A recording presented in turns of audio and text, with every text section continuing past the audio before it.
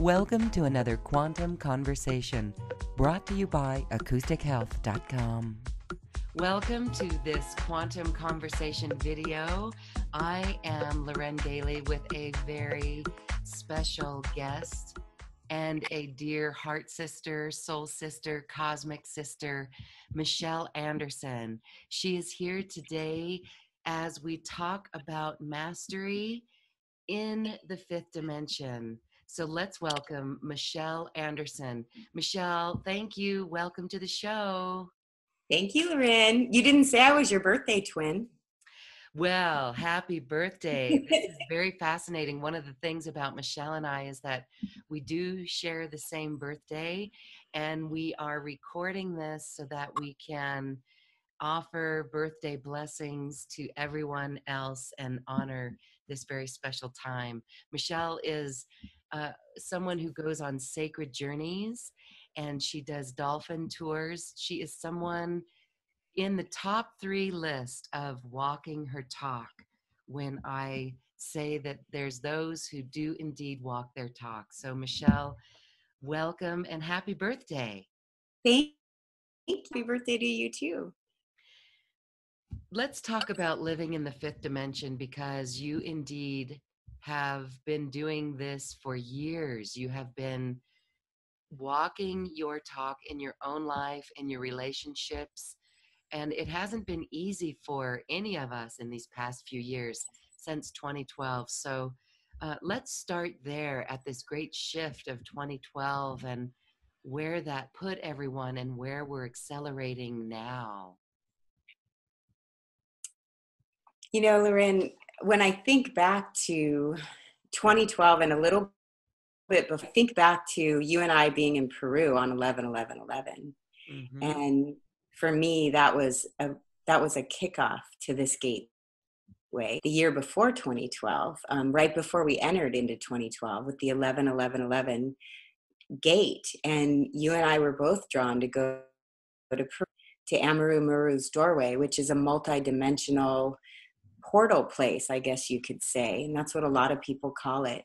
I felt like an assignment, and that, you know, when you think about the way the military, all the different phases of military, you hear the term, you know, where are you assigned? And so you'll hear people in the, oh, I got stationed here. People in the Marines, I got stationed here. And I feel like we're on the other side of that. We're doing what I consider light work. We're ushering in this new age and this new way of being. And I think a lot of us had to step outside of our zone. When we went to Peru, we had a lot of challenges. And you came, the 11/11 trip was a little bit easier than our 12/12 trip. That trip, I think, challenged us on so many levels. You know, we were triggered at every turn, and we really had to learn how to flow in this new 5D way of being. And to me, what that was really welcoming synchronicity and seeing our ability to manifest miracles in minutes, and letting go of attachment. That was a big one that came up for a lot of us in 2012. And it's still present with us today, that sometimes we tend to get attached to an idea or a way of being. And it doesn't really work in 5D. It really, we've got to let go and surrender. And we may think that there's something that we're supposed to be doing, or there's something that's supposed to happen. Always reminded when we go to places that are high energy vortex places like Mount Shasta or Sedona or Peru, I always hear in my ear the Rolling Stones song, you don't always get what you want, you get what you need. And I find that that's happening for many of that. If we have any agenda or preconceived idea of what's going to happen, we're often disappointed. So when we let go of expectations and we let go of our attachment, things flow miraculously, and that's the magic lives. That's where synchronicity is. And when we use the emotions behind our prayers, a prayer is only as the emotion behind it. I think Greg Braden talks a lot about that, in that the feeling of the prayer is much more important than the words of the prayer. So we use visualization techniques and really see things done and stay in that state of gratitude, grace, and keeping our heart open. That's another big thing. So these are the things that I'm experiencing in my own life. I can't speak for other people.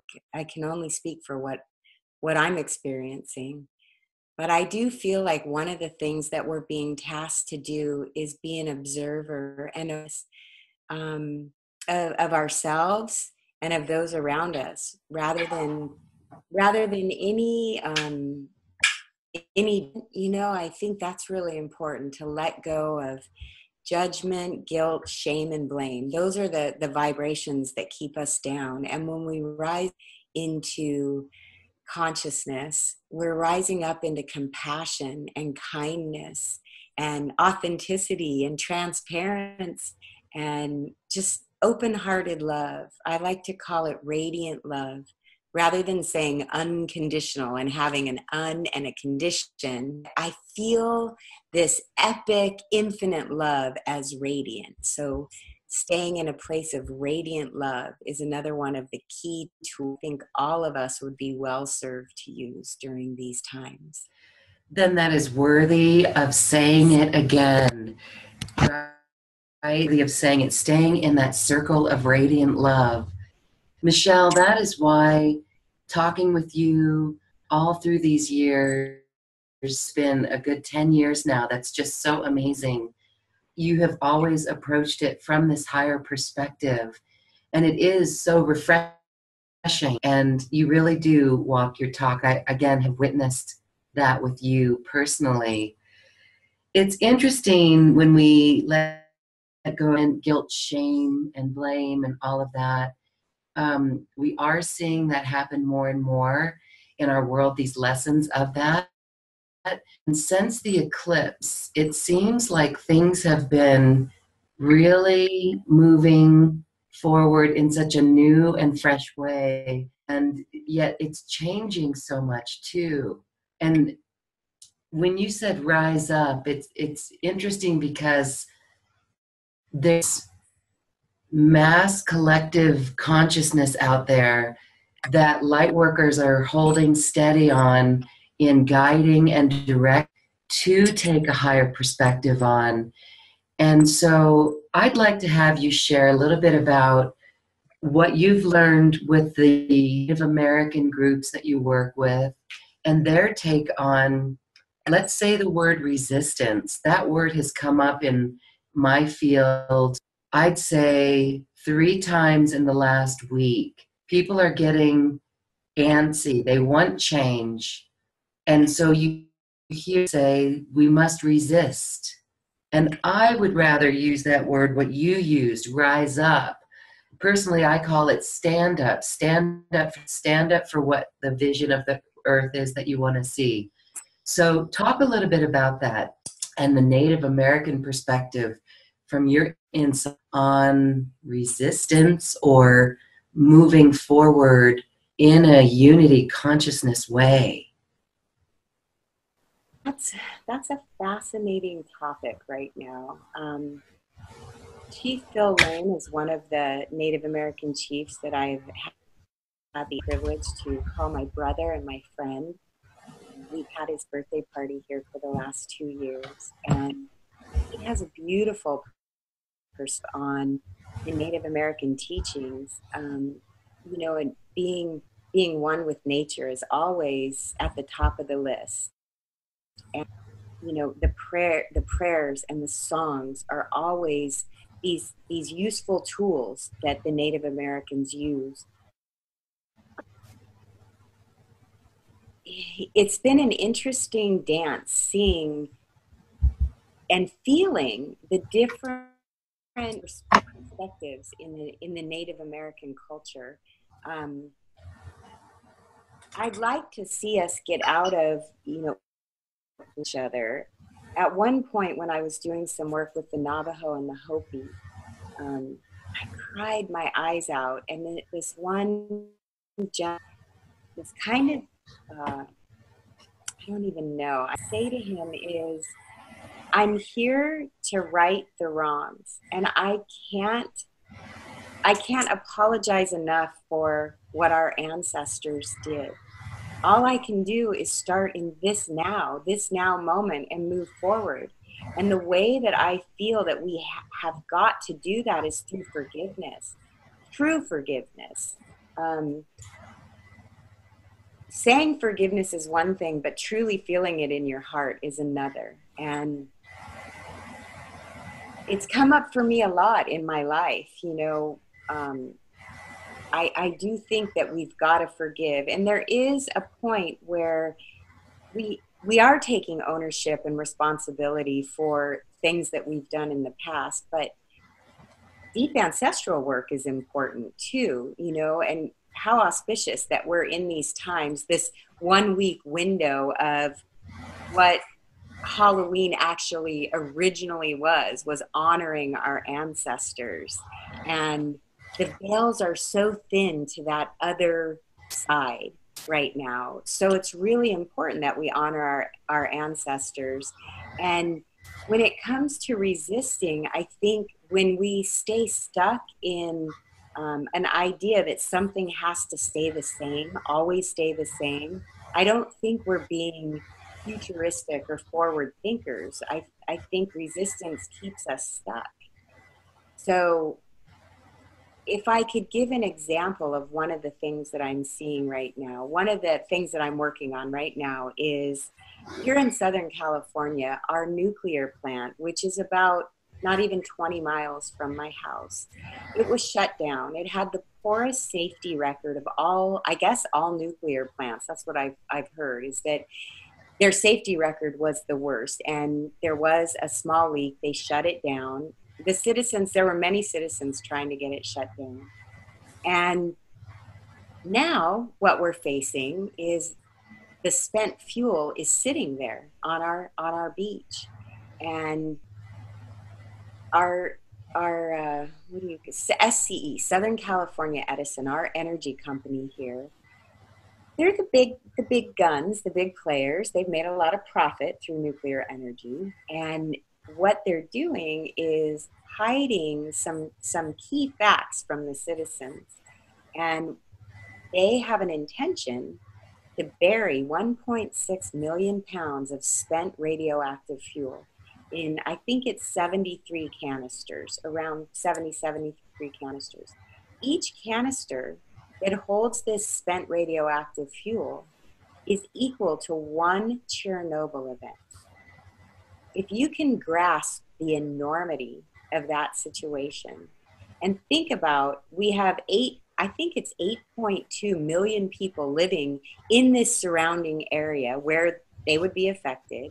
And I've heard that FEMA doesn't have any part in any disaster plan because of some, I don't know if it's behind the scenes stuff. I'm not educated enough to really speak to those facts. I just know that they want to bury this nuclear fuel 108 feet from the ocean. And it's in a known earthquake zone, a fault line, in a tsunami zone, next to a very highly traveled railway line and a very busy traveled freeway. It doesn't make logical sense to anybody that I present it to.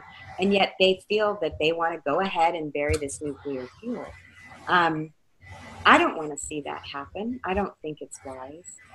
These canisters are only built to last 20 or 25 years, and this nuclear waste is potentially highly toxic and deadly for hundreds of thousands of years. And once it goes into the ground, you can't detect leaks or cracks, and it's exposed to salty air. It just doesn't make any sense. So a lot of people that are working on this, I would say, I don't want to say protest. I want to call it a rally. We're getting ready to rally. But a lot of us that are realizing the potential for disaster We don't want to put our energy into a disaster coming, but at the same time, we're so loving and compassionate. We also feel like we have to stand up. We have to rise up. And rather than resist what's going on, we can unite and unify as a cohesiveness. We can create a cohesive container of people of like mind that want to stand up to these big industry people, the oil industry, the nuclear industry, people in charge, and say that's not okay with us. But again, it's a fine dance that we're doing right now between resisting. What you resist persists, right? Between resisting and moving forward in a loving and compassionate way. But I think that we have to take action. A prayer isn't going to be answered if we're not taking action. We can't just sit around and thinking, oh, well, love is going to heal this. And I've been accused of that because people have accused me of being too airy-fairy or too loving, because that's my message. That's my talk.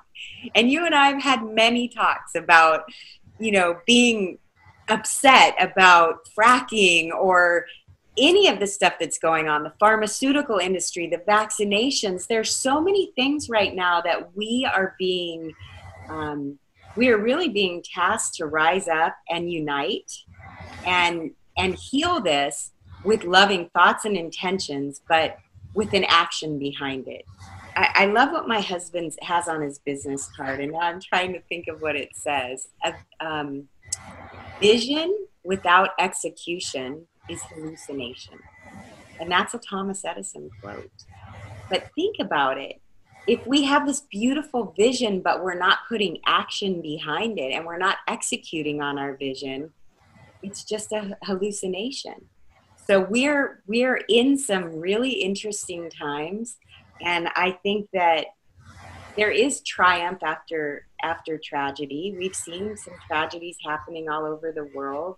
And rather than collapsing in defeat, we've got to rise up in unity consciousness. And conscious collaboration without competition is a big thing you and I have talked about over the years. That when we come into this space of what we call 5D living,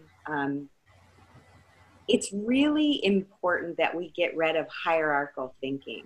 It's not that we are a group who is higher than anyone else because we're so enlightened or conscious. I don't believe that. I believe that we're traveling at the speed of our own consciousness. That's a quote that I got from our dear friend Sandra Walter, who many years ago in 2009, she said that to me, and it stuck with me. Everyone is traveling at the speed of their own consciousness, and we have to be responsible for ourselves. Be sovereign individuals in unity consciousness. And in my opinion, that's 5D thinking and 5D living. I know, that's why I love you, Michelle, because it's not just saying a prayer, it's taking action and standing up and rising up. And yeah, I know. And so we do what we know in our hearts to do, and take action steps. And that does mean rallying and showing what we love. Again, not protesting. So let's talk about unity consciousness, because I love how you coined the term conscious collaboration without competition. And personally, I'm moving through a phase in my life where I'm going to step up to that in a big way. So it's always interesting to see I don't even want to use the term rules, like what are the rules of unity consciousness? But it's like, how do we bring New Earth in with unity consciousness, right? So what are what's the protocol for unity consciousness? This is a good one. We can talk about what conscious collaboration without competition looks like. And then the universe gives us opportunities to demonstrate that. And we've both experienced that. So one of the things that I remember feeling many years ago when I started doing healing work and I got on this path of awakening, I really feel that it's a path of awakening. And you know, I do a radio show with Eric Rankin called Awakening Code Radio. And one of the things we speak about is not making anyone wrong for where they are and not feeling like we're not enough or somebody's doing it better than us. I think when we go into looking at what other people are doing, there's the possibility for us to collapse in insecurity, right? I think that self-love is one of the keys to this whole awakening process. We've got to love ourselves enough to know that there's enough room for every one of us, and that every person we look at, no matter what they're doing, what their belief system is, every person on earth comes from the same spark of divine energy, source energy. And if we look at another in judgment or feeling like they're doing the same thing that we're doing and then there's not enough for me, we slip into where our triggers are. And that, I think our triggers come from, really, they come from childhood wounding, or they come from past life situations or scenarios that we haven't healed.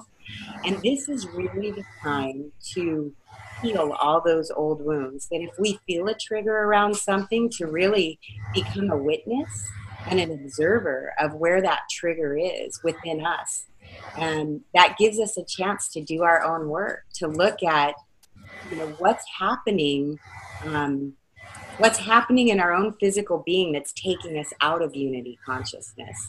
And there's, you know, a lot of times we use the term "we're all one." You hear in our circles, we hear that all the time. We're all one. We're all one. And really, it's time for us to embody that. And when we become all one, it's not always all one in love and light. We're feeling the collective consciousness in our own body system. So if the collective consciousness is working towards healing, let's say right now during this time, because here we are recording in 2017, something big happened a few weeks ago with a campaign called the Me Too campaign. No, I've not heard of that. So the Me Too campaign was started by Alyssa Milano. I think she was casting out Harvey Weinstein, a producer. Yes. For the sexual abuse and sexual harassment. We've seen it with Bill Cosby. There's all sorts of people where now there's a feeling of pointing a finger and wanting to shame and blame. And a lot of women are putting the hashtag with Me Too, that they've been sexually abused or harassed in their life. And to be honest, I haven't met one woman yet that has not been a Me Too person. Yes, You know? I know. I think each one of us is. Right. Mm-hmm. And one of the things that I think is so important during this time is to realize Me Too is also men. It's not just women. This isn't a man issue. This isn't a woman issue. This is a human issue. And that was something that Ellen DeGeneres said on her show that I just thought, boy, she's got it. She's got it. This is really it. And when we start a witch hunt around people that have done these atrocious things, it's not okay for human trafficking. It's not okay for pedophilia and all this stuff that's being uncovered right now. It's time for full transparency and for these things to come out. But we've got to look at the deeper reasons why these things happen. And I believe personally that we go back to that saying, hurt people hurt people. Where in these abusers' lives were they abused, and that they hadn't healed that yet, and now they've perpetuated that and carried that forward? Yes, I agree, they need to be held accountable, but once we get through that accountability process, forgiveness has to take place, or all we're doing is we're ending up back on that Fibonacci spiral that brings us back to those witch hunt days, but in reverse. You see that? So instead of people pointing a finger and blaming women for being witches and hanging them and burning them at the stake, now we're pointing our fingers at sexual predators, male sexual predators, and we're doing the same thing. Although it is a different dynamic, because back in those days when the witches were burned at the stake, many of those witches were doing great things. They were midwives, they were herbalists, they were medicine women. And so they were doing good things for humanity. But I do feel that this is a much bigger issue that's happening in the world right now, that it's shining light in those dark places. But we've got to look at where those dark places started and heal that wound in order to move forward and not get stuck in it. One of the things I've been really fascinated with lately is the drama triangle. Have I talked with you about that or my research on that? Yes, share on that, because it's absolutely spot on. So if you look at an inverted triangle where it has the points upside down, so the point is down, I can't remember, and I apologize for not knowing the name of the man who started this term, the drama triangle, but the feeling behind it and what he taught about it, many psychologists are using this as a tool now, is picture on each point, rescuer, perpetrator, and then they point down to victim, right? So if we're on this drama triangle, I can't even, how did I do it before? It's this, but it's upside down, right?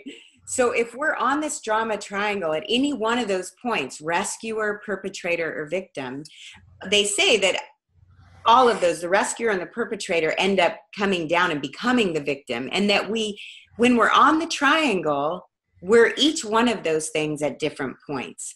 We're either a rescuer at some point that becomes a victim, or we're a perpetrator at some point that becomes a victim, or we're a victim that's going to become a perpetrator, and it's endless. And the key is to get off that triangle.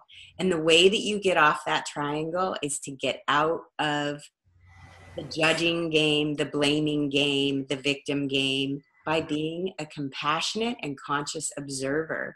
You can observe your own life, your own emotional body, and what's going on in your emotional body, where your triggers are. And this gets us to a place of healing.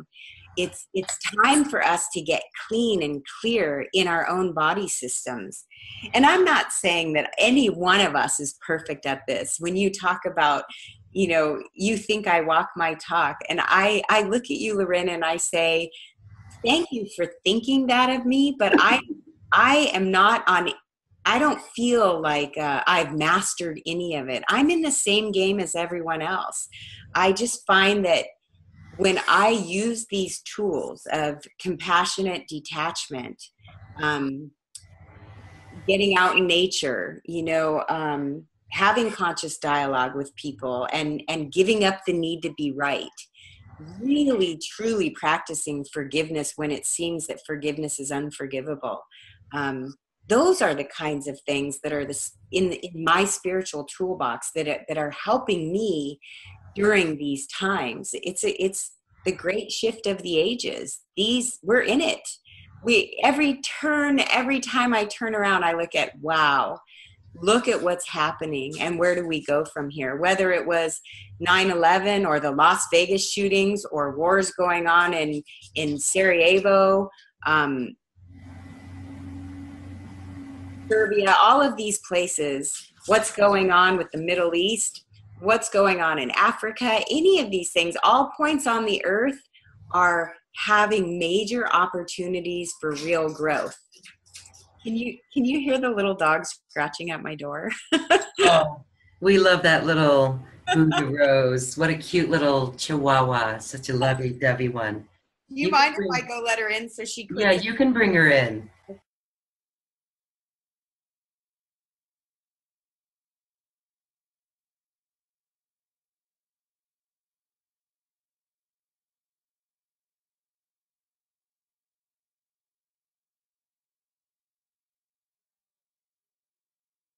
Bumblebee for Halloween. I still have her in her little costume because it's cold here. Bodie Rose is a little community dog. She shares many homes. Michelle's one of them. She does. I babysit her for her mother Mora, who was just in Egypt with Nassim Harriman, and I watched her the whole time that Mora was in Egypt. And I've grown quite fond of her. Well, I'm glad that she can join us. I just want to say, Michelle, this is why I love you, and we shall call you the practical goddess, because it's true. You really do walk your talk, and you are also so humble and authentic. And really, this is what it is. We do get out in nature, and the work that you do, bringing people together on dolphin boats, you create joy. I've used you as an example many times in how we live our passion, and we just start doing what we love. And then the inspiration of how that supports us monetarily or financially, it comes naturally. And it's just so fun to talk with you this way. You've also helped so many, I want to say, heavy duty light workers. You are, you at times you've said, oh, I'm just a housewife, but I beg to differ. You are a power hitter light worker, really here raising the vibration. You've had so many people come to your home, and you've helped people, and it's simply by this dialogue that through your own experience, it helps other people get through their own stuff so much faster. So I just want to thank you for that. Thank you so much, Loren. I had a woman write to me on Facebook this morning because, well, I was getting ready for the interview. I have a lot going on. We have a big conference coming up, 11/11, with the Star Knowledge family, which is Chief Golden Light Eagle. And we're actually doing the conference here in Laguna Beach. So I'm preparing for that because it's coming up. It'll be here in about a week. And just trying to get ready for that, and then get ready for this nuclear rally that we're doing, the No Nuclear Waste rally here. And I'm having some women over today to make signs and some banners for the rally. And I was feeling a little frazzled this morning because I knew we were going to be on camera.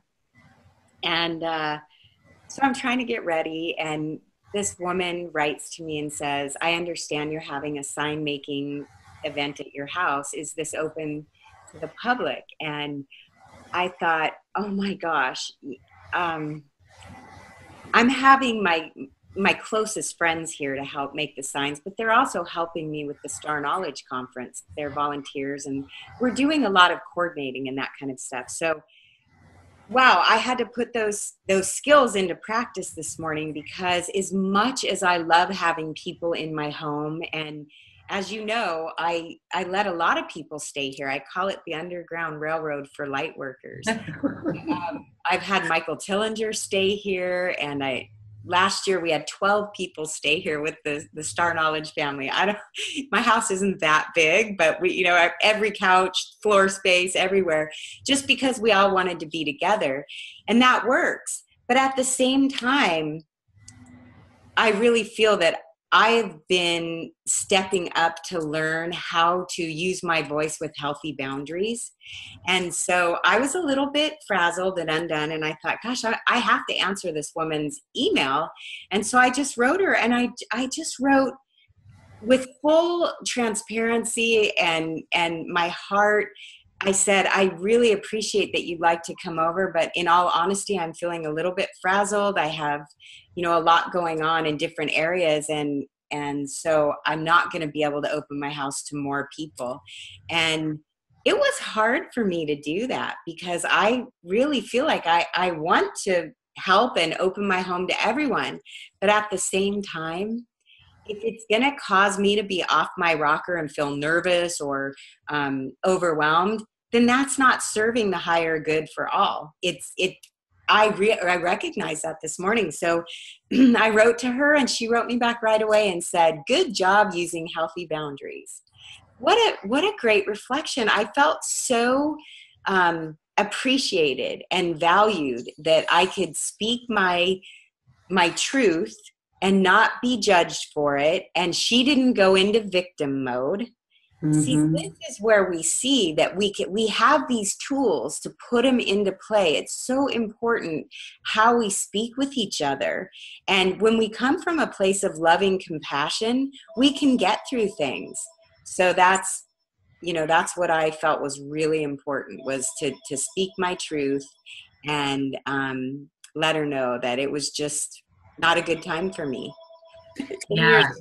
And so, and she'll come, and you always answer your phone and give so much to people. You're constantly helping people get over their issues, and I'm one of those. It's so beautiful when we always can connect, because over the 10 years, you've always just been straight down that line using these tools.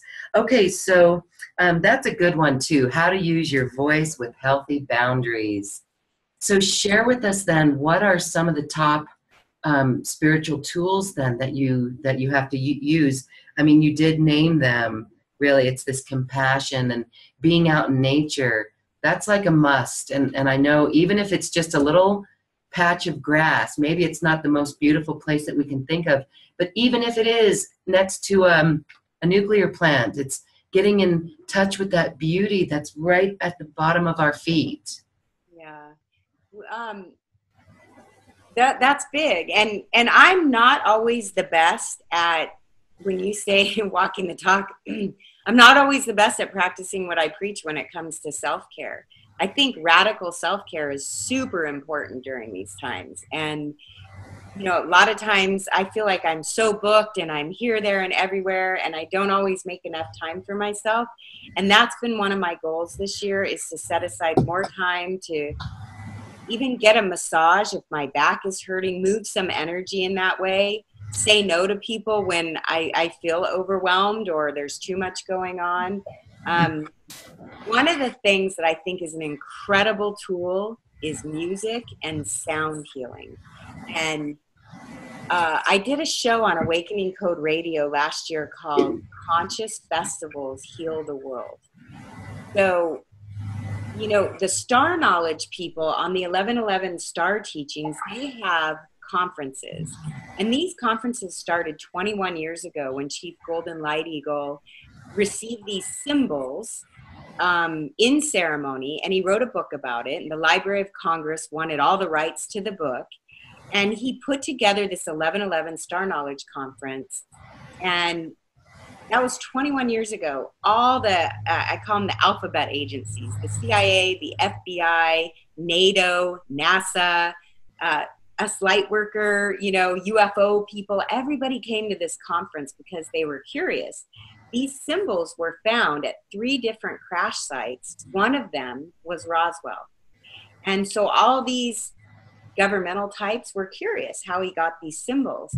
And these symbols that were given were universal and spiritual laws, the 1111 universal and spiritual laws, which are masculine and feminine in nature. So he teaches about that.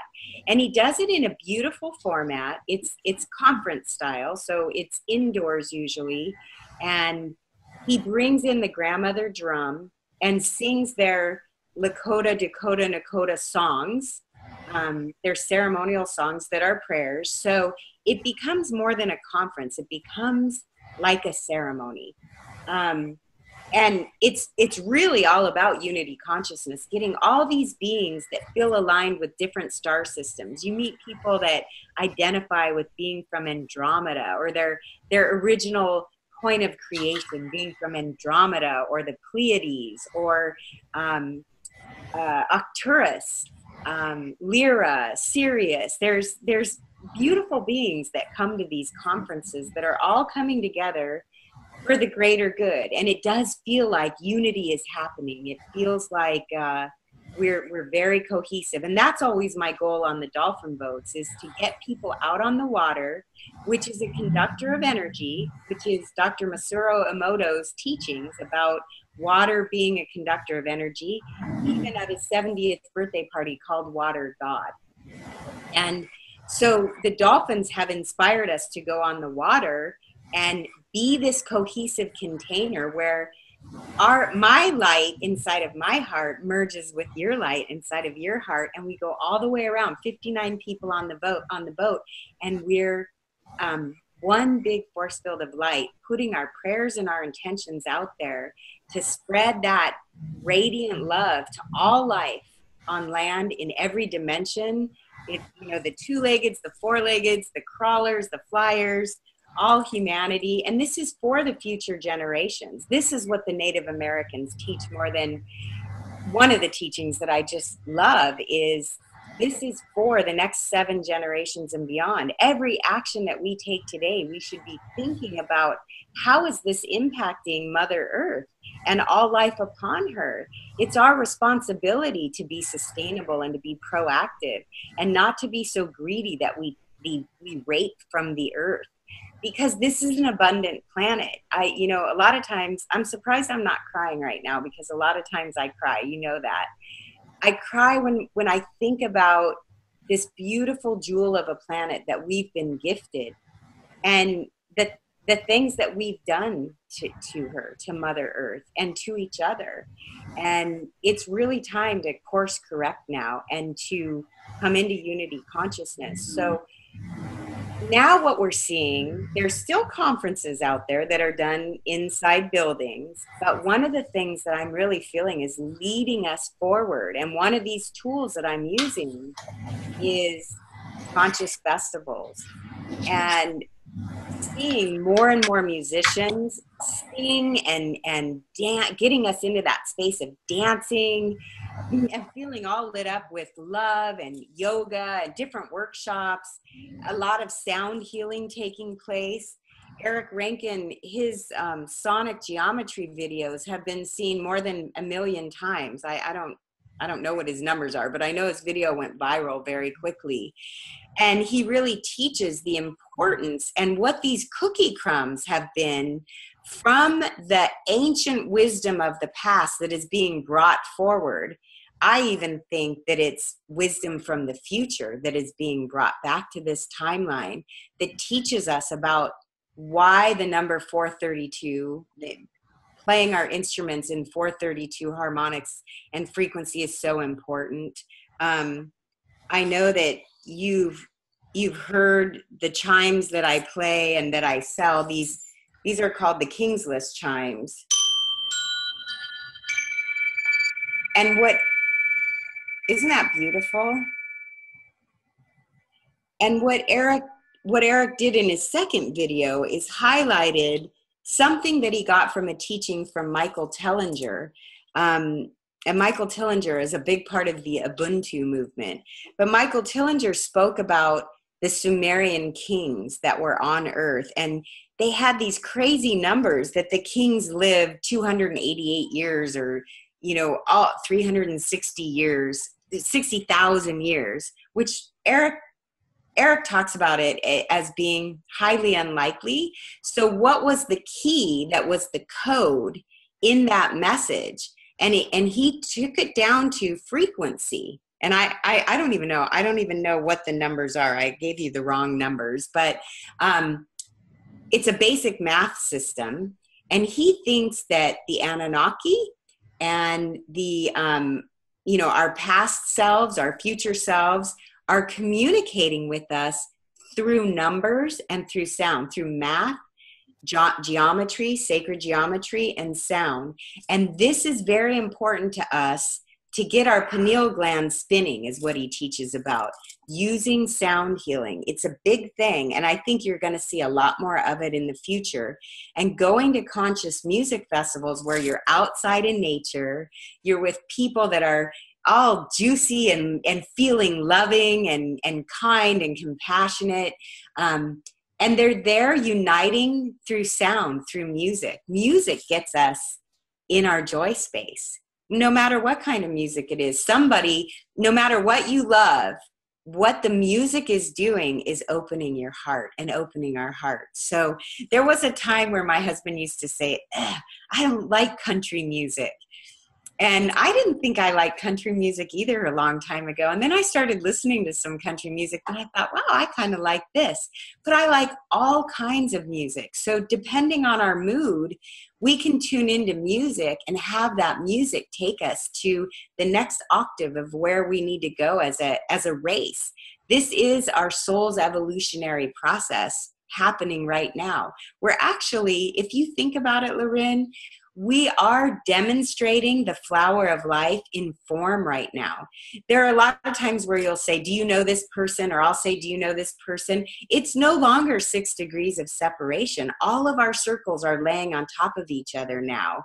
And we're finding our soul pods where we resonate the most with. And why are we finding our soul pods? So that we can be unified and cohesive with our soul pods to spread more love and light on the planet and to really assist with this awakening process that's going on the planet. I really feel that that's where we're going. And that's what this, if we talk about 5D living, that's one of the things that we should be focusing on, is finding those groups of people that we resonate with.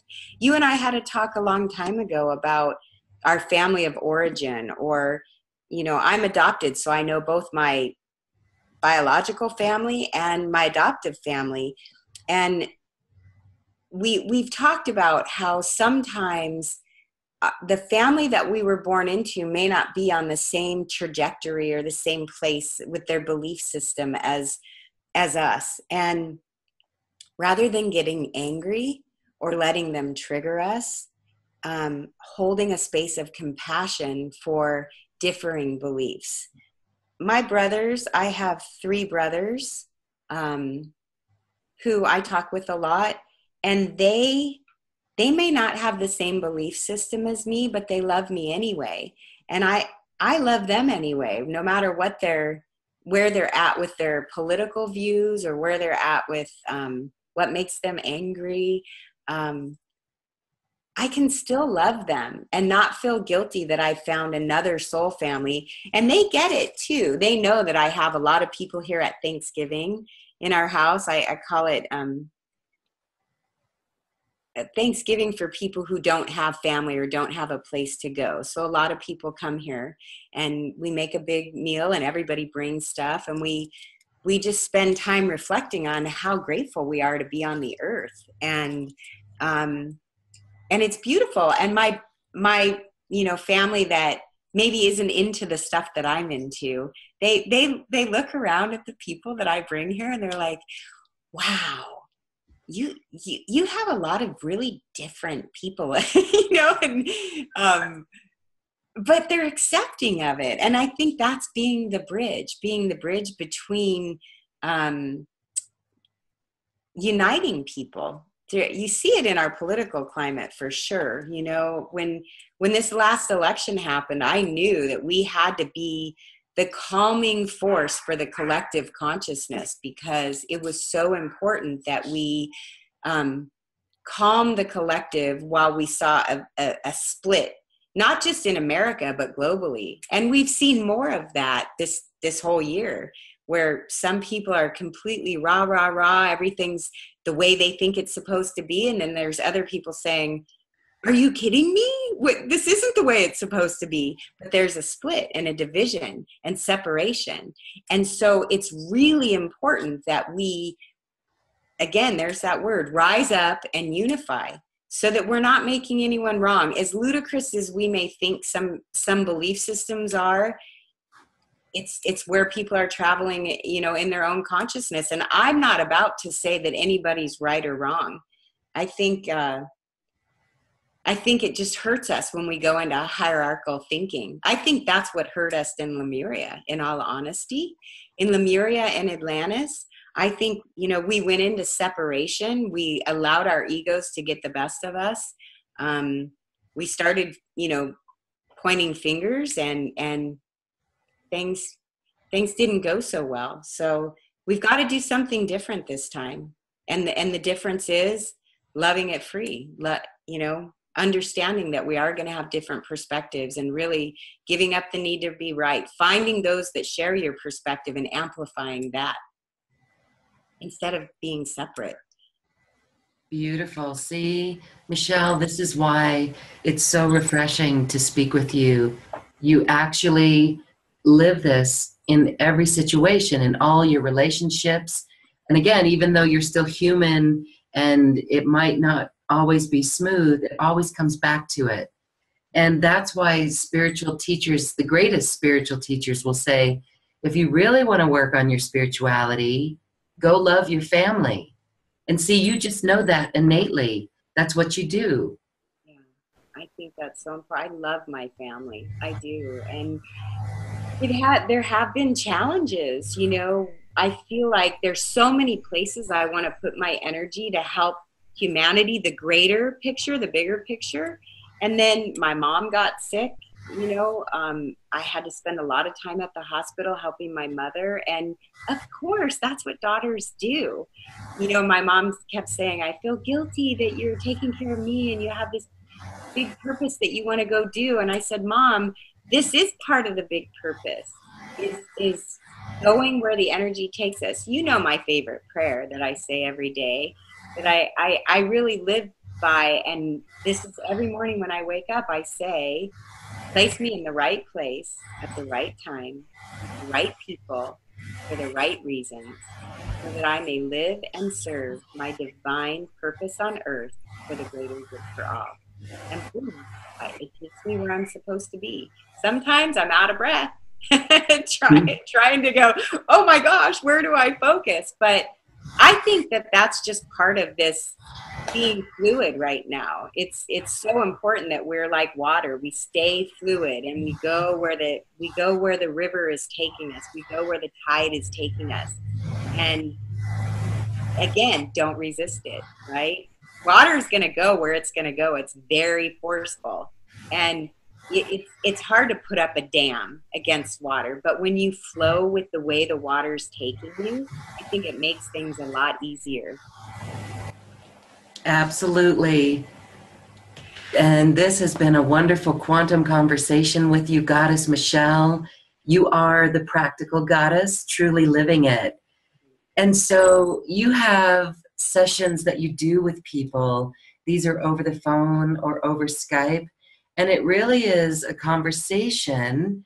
And in my own experience with you, it will lift all to such a higher level. You assist in the evolution, the spiraling evolution of souls.